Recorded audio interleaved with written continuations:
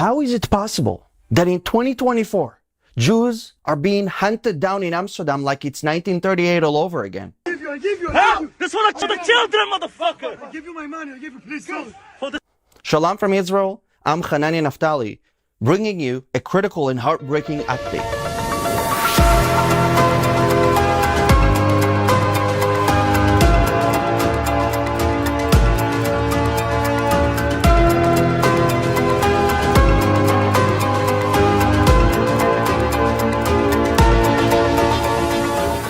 This isn't just about anti-Semitism in Europe.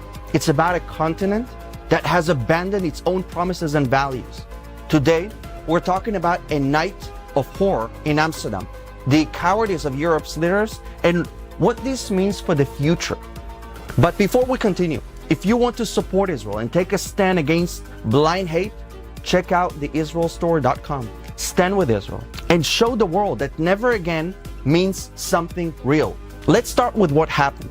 Last Thursday night, fans of Israel's Maccabi Tel Aviv soccer team traveled to Amsterdam to watch a match.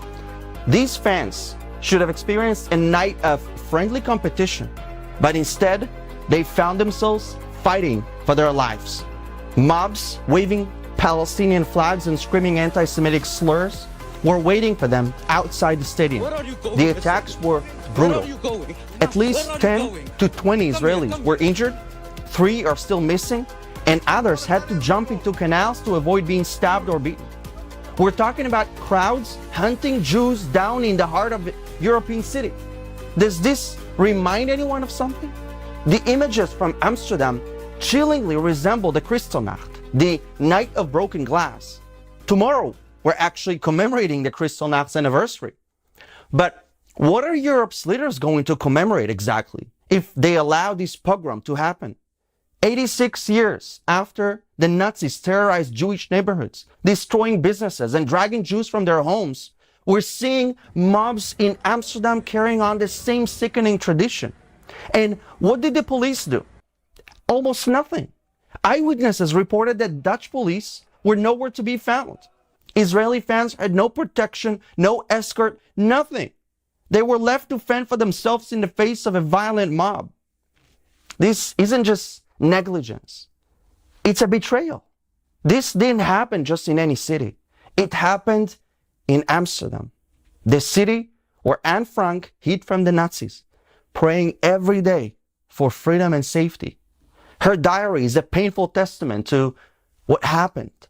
What happens when a society lets anti-Semitism go unchecked. And yet, here we are, a city that should symbolize the world's promise to fight hate has become a place where Jews fear for their lives. Imagine Anne Frank seeing today's Europe, where her people are once again being hunted. She would recognize this all too well. The world promised never again. But if that promise means anything at all, it should mean that Jews don't have to jump into canals to escape murderous mobs in supposedly civilized country. Europe has spent decades patting itself on the back for being tolerant. But here's the truth. Europe's tolerance has morphed into cowardice. It's one thing to open your doors to refugees and immigrants, but it's something else entirely to welcome radical ideologies that openly call for violence. For years, Europe has been turning a blind eye to anti-Semitic hatred brought in by radicals that don't want to become Europeans, but rather want to make Europe theirs. This is a wake-up call that Europe desperately needs to hear. Tolerance is not a blank check for violence. It's not an excuse to stand by and watch as mobs attack innocent people. European leaders need to realize that there are consequences to welcoming those who bring with them ideologies of hatred. And those consequences are playing out in the streets of Amsterdam, Paris, London, and beyond. The police in the Netherlands are supposed to protect all citizens. But recently, we've heard of Dutch officers refusing to guard Jewish sites because of moral dilemmas. Let me spell this out. If someone can't do their job because they don't feel comfortable protecting Jews, then they're in the wrong line of work. This job requires bravery, commitment, and a sense of duty to protect everyone, regardless of who they are or what they believe in. Israel actually warned the Dutch police before it happened, and it was ignored. The police refusal to protect Jewish sites sends a dangerous message. It tells radicals that Jewish lives are somehow less important. That is not the Europe that promised never again. That is a Europe that is abandoning its most fundamental duty to protect the innocent. This isn't just a problem for the Jewish community. It's a problem for everyone who values a safe, civilized society. I do have to point out, though, that I have traveled to the Netherlands on a speaking tour earlier this year to fight anti-Semitism, and there is hope. There are strong Christians who refuse to be silent. There are Christians in the Netherlands who refuse to let blind hate control the future of the Netherlands. They fight hate and anti-Semitism by showcasing strong love for Israel, and we must never forget them. Europe is at a breaking point. Europe needs to be strict, and yes, that means deporting anyone who brings violent radicalism with them. This isn't about punishing beliefs, it's about protecting lives. Those who promote or engage in violence, who view Jews as enemies simply because they are Jews, have no place in a civilized society. Now, I'm not saying every immigrant holds these views, of course not. But let's not pretend that this is just a small minority. We've seen the marches, the flags, the calls for intifada on European soil. Remember what happened on October 7 in Europe with all the protests, the pro-Hamas protests.